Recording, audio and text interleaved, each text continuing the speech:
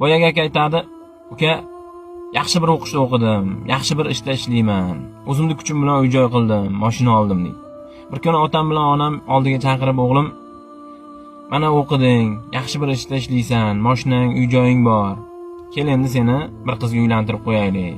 Ko'z ostingga olgan, yaxshi ko'rgan qizing bo'lsa ayt, shuni uyga sovchilikka boramiz deb aytdi. Dada, ona, yaxshi ko'rgan qizim yo'q. Sizlar bir yaxshi qiz topinglar, o'shanga uylanaman deb javob berdim. Dadam bilan onam mahallamizda bir chiroyli qiz bor edi. Hamma yigit sevishdi, gaplashdi, uylanishni orzu qilardi. O'sha qizni uyiga sovchilikka bordi. Sovchilikka borishgani menga ham juda yoqdi. Qizni ota-onasi bizni boyligimizga o'chib, mahalladagi obro'yimizga o'chib, qizini ko'nglini ham so'ramadi, ko'ngli bilan ham qiziqmadi. Qizini menga berdi deydi. Bir kuni kechqurun o'tiribman, telefon bo'lyapti. Qarasam, shu qiz salom alaykum qildi-da, aka, to'yni to'xtating. Sizda meni ko'nglim yo'q.